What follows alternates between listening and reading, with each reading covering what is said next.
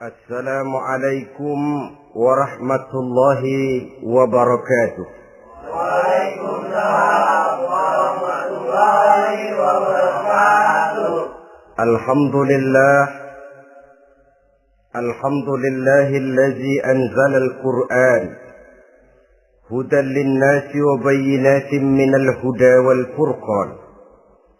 Wassalatu wassalamu ala asyrafil anam wa ala alihi wa ashabihil kiram, amma ba'du.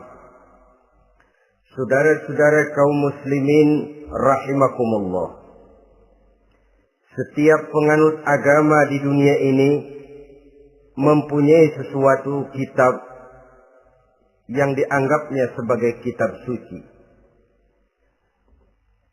Orang Hindu punya kitab Weda. Orang Buddha punya kitab Tripitaka.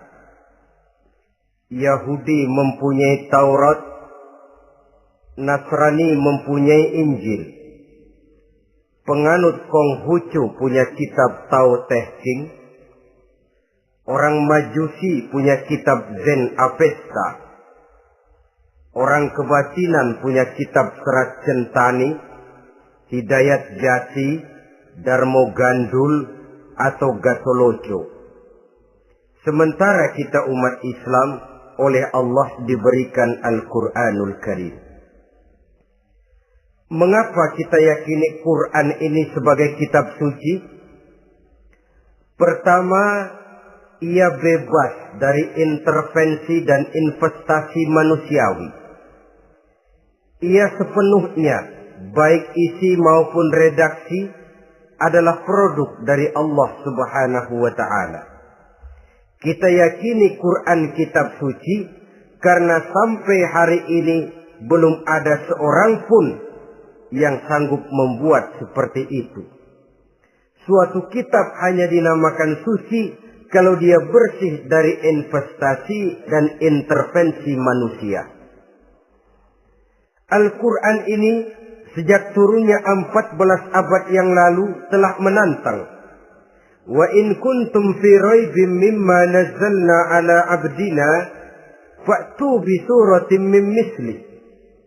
Apabila kamu ragu-ragu terhadap kebenaran Quran yang kami turunkan kepada hamba kami Muhammad, atau kamu menyangka Quran itu cuma bikinan Muhammad saja, cobalah kamu buat satu surah saja semacam Al-Quran. Apabila kamu tidak mampu melakukannya seorang diri, wada'u syuhada'akum, ajak seluruh teman-temanmu. Sejak tantangan ini turun 14 abad yang lalu, sampai hari ini, tidak seorang pun yang sanggup membuat satu surah saja semacam Al-Quranul Karim. Barangkali belum pernah ada yang coba-coba. Sudah.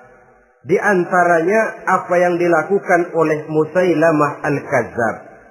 Dia mencoba membuat satu surah semacam Al-Quran yang kalimatnya sudah berbentuk bait-bait syair, tapi isinya jauh panggang daripada api. Yang kedua, kita yakini Quran sebagai kitab suci karena isi dan ajarannya sesuai dengan fitrah manusia. Suatu kitab dinamakan suci kalau ajarannya sejalan dengan fitrah manusia. Misalnya, manusia secara fitrah, kalau dia laki-laki, normal nafsu kepada perempuan, itu fitrah. Perempuan suka kepada laki-laki, itu fitrah. Kalau ada kitab suci, tapi melarang manusia untuk kawin, kesuciannya perlu diselidiki. Quran kitab suci sejalan dengan fitrah manusia, maka ia menganjurkan manusia yang mampu untuk melangsungkan perkawinan. Contoh lain, secara fitrah manusia perlu makan. Kalau ada kitab suci yang melarang manusia puasa saja siang malam terus menerus, itu kan sama juga nyuruh orang mati. Quran sesuai dengan fitrah manusia. Maka dalam Islam puasa wisol, puasa ngableng, apa itu istilahnya, puasa nyambung, Dari pagi sampai sore, sampai malam, sampai pagi lagi puasa terus. Bukan saja tidak boleh, malah haram hukumnya. Kenapa? Itu bertentangan dengan fitrah manusia. Yang ketiga, kita yakini Quran sebagai kitab suci karena isinya tidak kontroversial. Isinya tidak saling bertentangan satu sama lain. Di ayat manapun, Quran mengajarkan Allah itu Esa. Satu kali dia berkata haram, dia akan tetap berkata haram. Isinya tidak kontroversial. Sebab kalau ada kitab suci, di satu pihak mengajarkan Tuhan Esa, di lain ayat mengajarkan Tuhan 3, di lain ayat lagi mengajarkan Tuhan 4, kitab kacau namanya. Bagaimana suatu kitab bernama suci kalau isinya kontroversial satu dengan lainnya? Dari 3 kriteria inilah kita yakini Quran sebagai kitab suci. Masalah yang akan kita bicarakan pada pertemuan kita kali ini, bagaimana sikap kita terhadap Al-Quranul Karim sebagai kitab suci. Berangkat dari sebuah hadis di mana Rasulullah Shallallahu Alaihi Wasallam pernah memberikan tawaran. Beliau bersabda, "Man ja'ala al-Qur'ana amamahu qadahu ilal jannah, wa man ja'ala al-Qur'ana khalfahu saqahu ilan nar." Siapa yang menjadikan Quran sebagai imam, maka Quran akan membimbing dia ke dalam surga. Tetapi siapa yang menjadikan Quran sebagai makmum, maka Quran akan mendorong dia ke dalam neraka. Pilihan terserah kita. Siapa yang menjadikan Quran sebagai imam, ditempatkannya Al-Quran di depan, dia ikuti petunjuk dan ajaran Al-Quran, maka Quran akan membimbing dia ke surga. Surga dunia, lebih-lebih lagi surga akhirat. Tetapi sebaliknya, siapa yang menempatkan Quran di belakangnya, dia belakangi Al-Quran, dia belakangi perintah dan ajaran-ajaran Al-Quran, dia perturutkan hawa nafsunya dalam kehidupan ini, maka Quran akan mendorong dia ke dalam neraka. Ya, neraka dunia, lebih-lebih lagi neraka akhirat. Pilihan terserah kita. Saya mau tanya, kira-kira Quran dalam hidup kita jadi imam apa jadi makmum? Imam apa makmum? Kalau Quran jadi imam, artinya kita umat Islam jadi makmum. Resiko dan logika tentu. Makmum harus ngikuti imam. Imam takbir, makmum takbir. Imam ruku, makmum ruku. Imam sujud, makmum sujud. Imam tahiyat, makmum tahiyat. Itu namanya Quran jadi imam, kita jadi makmum. Artinya dalam terjemahannya pada kehidupan, kalau merah kata Quran, merah kita kata. Hijau kata Quran, hijau kita bilang.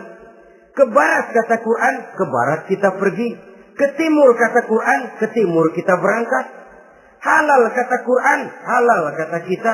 Haram kata Quran, haram kita bilang. Itu Quran imam, kita makmum. Nyatanya kadang-kadang kontras. Nyatanya kadang-kadang paradok. Merah kata Quran, hijau dong kata kita. Halal kata Quran, remeng-remeng kata kita. Ke barat kata Quran, ke timur kita pergi. Dalam praktek kita mau jadi makmum, Quran kita suruh jadi imam. Kita sesuaikan Quran dengan selera kita. Mana-mana ayat yang menguntungkan, mana ayat yang sesuai dengan mau kita, itu yang kita baca kuat-kuat. Itu yang kita canangkan ke tengah masyarakat ramai. Tapi manakala Quran itu bertentangan dengan nafsu kita, bertentangan dengan gaya dan kepribadian kita, kita umpetin itu Quran. Kalau kita cuma umpetin lumayan, kadang-kadang kita tuduh Quran ketinggalan zaman. Kita anggap Quran tidak relevan lagi dengan situasi dan kondisi. Kalau sudah begitu, sudah menyeberang terlalu jauh namanya. Saudara-saudara kaum muslimin rahimakumullah. Inilah makna hadis Nabi yang diriwayatkan dari Imam Ali bin Abi Thalib, bersabda Rasul, "Man qara'al Qur'ana fastazharahu fa ahalla halalahu wa harrama haramahu adkhalahul jannah." Barang siapa yang membaca Al-Quran lalu memperhatikannya, kemudian menghalalkan yang halal dan mengharamkan yang haram, maka Allah akan memasukkan orang itu ke dalam surga. Ya surga dunia, ya surga akhirat. Apabila kita renungi hadis ini, maka untuk berimam kepada Al-Quran ada 3 jalan utama yang harus kita laksanakan. Pertama, dari kalimat man qara'al Qur'an, barang siapa yang membaca Al-Quran. Ini artinya siapa yang ingin menjadikan Quran sebagai imam di dalam kehidupan, jalan pertama yang harus ditempuhnya menanamkan kegemaran membaca Al-Quranul Karim. Al-Quran gharibun fima baina qaumin la yaqra'una. Quran akan jadi asing, Quran akan jadi aneh kalau terletak di tengah rumah orang Islam yang tidak suka membaca Al-Quranul Karim. Jadi langkah pertama, tanamkan kegemaran membaca Al-Quran. Saya tidak menyalahkan kalau remaja kita gandrung kepada Stevie Wonder. Baik kalau mereka senang kepada suara emasnya Michael Jackson atau suaranya Madonna. Tapi kalau sampai harus mengalahkan kecintaan mereka kepada membaca Al-Quran, ini ironi. Sebagai orang tua, kalau anak-anak kita buta huruf Latin, katanya menghambat pembangunan. Bahkan pemerintah saja menggalakkan bebas 3B itu. Buta aksara diantaranya, supaya rakyat bisa membaca huruf Latin. Kalau anak-anak kita buta huruf Latin, katanya menghambat pembangunan. Bagaimana kalau anak-anak kita buta huruf Quran? Jelas saja menghambat proses kesadaran dan kebangkitan dari dunia Islam itu sendiri. Satu contoh ringan. Dulu sebelum pembangunan merata, listrik belum lagi masuk desa, kampung gelap, rumah pakai lampu minyak. Kalau kita masuk kampung, terasa banyak orang Islam. Kenapa? Di rumah sebelah sana kita dengar anak muda sedang latihan baca rawi. Sebelah sini ibu-ibu sedang selawatan. Di rumah sana remaja sedang baca Quran. Pembangunan maju, listrik masuk desa. Alhamdulillah. Tapi apa yang kemudian terjadi? Proses pergeseran nilai. Setelah listrik masuk desa, radio main kenceng-kencengan. Televisi main gede-gedean. Baca Quran sudah barang aneh, langka. Tengoklah sekarang kalau kita masuk kampung, ada yang remaja sedang baca Quran. Rasanya kok aneh, nggak umum. Sesuatu yang baik malah menjadi nilai-nilai keanehan. Saudara-saudara kaum muslimin rahimakumullah, tanamkan kegemaran membaca. Dalam satu hadis Nabi pesan, nawiru buyutakum bitilawatil Quran. Sinari rumah tanggamu dengan bacaan Quran. Sebab listrik ini cuma bisa menerangi gelap, tapi tidak akan sanggup menerangi hati manusia. Quran produk Allah dibaca dalam segala keadaan, tepat dan pantas. Lihat saja, orang sedih baca Quran, terhibur. Orang gembira baca Quran, tidak lupa diri. Di rumah mewah ada yang baca Quran, bagus. Di gubuk reot di pinggir kali ada yang baca Quran, cocok. Orang kawin dibacakan Quran, bagus. Orang mati dibacakan Quran, tidak jelek. Dalam segala keadaan, in all season, bahasa kerennya, dia pantas dibaca. Saudara-saudara, bahkan orang sakit gigi pun kalau dengar baca Quran, tidak marah. Coba lihat. Dia senang benar lagu Michael Jackson, tapi giliran sakit gigi, coba setelin lagu Michael Jackson. Kalau nggak mencah-mencah, kamu gila apa nggak tahu saya lagi sakit gigi? Tapi coba bacakan Quran, dia pasti tidak marah. Begitu besar daya pengaruhnya.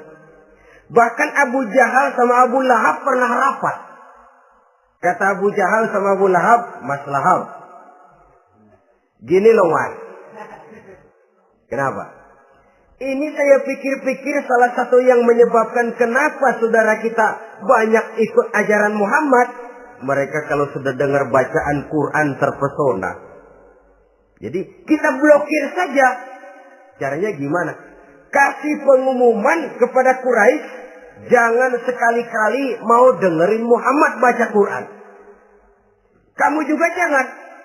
Dan kamu, saya pun begitu. Mari kita janji, tidak mau dengar bacaan Quran. Salaman. Pulang ke rumah masing-masing. Dapat 1 hari tahan, 2 hari bertahan, 3 hari, seminggu ke atas. Abu Jahal mulai ada semacam rindu. Kangen pengen dengar ayat Quran. Karena secara pribadi dia mengakui keindahan gaya bahasanya jauh lebih tinggi dari kemampuan penyair Quraisy. Isi ajarannya sangat dalam dan menyentuh segi-segi kehidupan manusia. Nggak tahan Abu Jahal kayak dikit-dikit hatinya. Keluar rumah mindik-mindik, umpet-ngumpet. Ngempet di rumah Nabi. Pengen dengar Nabi baca Quran. Rupanya Abu Lahab sama. Pikir Abu Jahal, Abu Lahab nggak bakalan keluar. Abu Lahab berpikir, Jahal pasti di rumah. Dua-duanya bareng berangkat ke rumah Nabi. Cuma yang satu dari sebelah barat, yang satu dari sebelah timur. Ngempet, ketemu di sudut, sama-sama kaget. Jahal, loh kamu Lahab? Iya, kamu ngapain? Lah kamu ngapain? Akhirnya sama-sama malu. Sama-sama tidak bisa menahan diri. Akhirnya sama-sama ngakui. Bagaimanapun kita harus akui bahwa Al-Quran ini mengandung daya pesona yang sangat luar biasa. Itu dari segi bacaan. Belum lagi dari segi ajaran. Belum lagi dari segi isi. Tanamkan kegemaran membaca Al-Quran. Sampai-sampai Nabi katakan, Innal ladzi laisa fi jawfihi syai'un minal Quran kal baitil kharib. Orang yang dari tenggorokannya belum pernah keluar ayat Quran barang sepotong pun, belum pernah ngaji barang seayat pun, itu orang kata Nabi kal baitil kharib, kayak rumah kosong. Rumah kan kalau kosong biar bagus, mewah, besar, perabotannya lengkap. Kalau kosong angker. Setan kuntilanak memedi, betah benar di situ. Saudara-saudara kaum muslimin rahimakumullah. Dalam satu percontohan Nabi mengatakan begini. Masalul mu'minil ladzi yaqra'ul Qur'an kamasalil utrujah. Rihuha thayyibun wa ta'muha thayyibun. Orang mukmin yang suka membaca Quran adalah ibarat buah utrujah. Baunya wangi, rasanya lezat. Kira-kira kalau di negeri kita buah apa utrujah ini? Semacam jeruk yang manis lah. Sudah baunya wangi, rasanya enak. Itu buah itu. Orang mukmin yang suka baca Quran kayak buah itu. Baunya wangi, rasanya enak. Artinya syiarnya hidup, isinya memang orang mukmin. Sebaliknya, wa masalul mu'minil ladzi la yaqra'ul Qur'an kamasalit tamrah la riha laha wa ta'muha hulwun. Orang mukmin yang tidak suka baca Quran kayak korma. Rasanya emang manis, cuman kagak ada baunya. Artinya apa? Siarnya kurang. Kalau orang belum tapi kenal kan kagak mau makan korma. Kenapa? Nggak ada baunya. Daya tariknya kurang, walaupun rasanya enak. Kalau daya tariknya nggak ada, kan nggak ada iklannya, tidak ada siarnya. Itu orang mukmin yang tidak suka membaca Quran. Ibarat buah, nggak ada baunya, walaupun rasanya enak. Orang kurang tergerak, kurang siar, kurang daya tarik. Sebaliknya, wa masalul munafiq allazi yaqra'ul Qur'an kamasalir raihanah. Rihuha thayyibun wa ta'muha murrun. Orang munafik yang suka baca Quran seperti buah raihanah. Apa itu? Baunya wangi, rasanya pahit. Orang munafik baca Quran kayak buah itu. Baunya sih enak, cuman rasanya pahit. Ya munafik baca Quran. Syiarnya sih lumayan, daya tariknya hebat, isinya munafik. Nah, paling jelek orang munafik yang gak suka baca Quran. Wa masalul munafiqil ladzi la yaqra'ul Qur'an kamasalil hanzalah. Laisa laha rihun wa ta'muha murrun. Orang munafik yang tidak suka baca Quran seperti buah hanzalah. Sudah enggak ada baunya, rasanya pahit lagi. Kalau buah pacek kali. Udah baunya kagak ada, kalau dimakan bikin orang celeng. Saudara-saudara kaum muslimin rahimakumullah, tanamkan kegemaran membaca Al-Qur'an, karena membaca Al-Qur'an merupakan ibadah yang besar. Bahkan kata Nabi, afdalu ibadati abdi qiraatul Qur'an. Nilai ibadah yang paling baik dari hambaku adalah ibadah membaca Al-Qur'an. Dalam sholat pahalanya lebih besar di luar sholat daripada di luar sholat. Dengan wudu pahalanya lebih besar daripada tanpa wudu. Mengerti pahalanya lebih besar daripada tidak mengerti. Tapi tidak mengerti pun jangankan membaca, mendengar saja orang baca Quran dengan baik sudah didoakan untuk mendapat rahmat. Berpahala mendengar bacaan Al-Quran walaupun tidak mengerti. Apalagi membaca sendiri, apalagi mengerti apa yang kita baca. Tentu pahala itu akan jauh lebih besar. Ini yang pertama. Tanamkan kegemaran membaca Al-Quranul Karim. Yang kedua, dalam hadis tadi, fastazharuhu. Man qara'al Qur'ana fastazharuhu. Siapa yang membaca Al-Quran kemudian memperhatikannya. Jadi kalau kita mau berimam kepada Al-Quran, setelah menanamkan kegemaran membaca, yang kedua, perhatikan, pahami isinya. Jangan seperti monyet pakai mahkota, ketawa girang, cengengesan, tapi dia tidak tahu arti kebesaran mahkota yang disandangnya. Bangga dengan Al-Quran, tapi apa kandungannya kita tidak mengerti. Untuk memahami Al-Quran ini, caranya bagaimana? Tentu mudah saja. Seperti contoh, kalau kita ingin mengerti caranya bikin tahu, jangan bertanya kepada montir mobil. Montir mobil ahli betul urusan mesin. Tapi kalau urusan tahu, tanya dong tukang tahu. Untuk mengerti rahasia dan seluk-beluk Al-Quran, kita harus bertanya kepada orang yang memahami seluk-beluk Al-Quran. Para ulama, para kiai, para ustadz. Yang kita tahu kualitas keilmuannya, kita yakini loyalitas dan integritasnya kepada Islam ini. Kenapa? Ayat-ayat Quran itu elastis. Dia dibawa kemana saja mau. Ditafsirkan menurut kemauan orang bisa. Paling celaka kalau yang belajar tidak punya dasar, yang mengajar punya maksud lain. Sesat dan menyesatkan. Yang ngajar punya nafsu ambisi. Yang belajar tikus budak. Yang memang tidak punya dasar apa-apa. Sekali belajar langsung tafsir. Cara wudhu yang baik saja belum ngerti. Cara rukuk dan sujud yang baik saja belum bisa. Yang membatalkan sholat apa ndak bisa, ndak ngerti. Sekali langsung. Enggak, supaya kita langsung saja belajar langsung Al-Quranul Karim. Tidak jelek. Cuma akan lebih baik kalau sebelumnya ada unsur penunjang dari nilai-nilai keilmuan dalam Islam ini.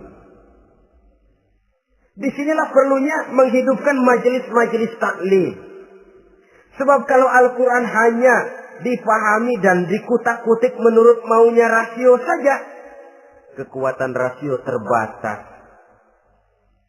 Saya akan khawatir nantinya akan timbul pendapat-pendapat di mana Al-Quran disesuaikan dengan otak.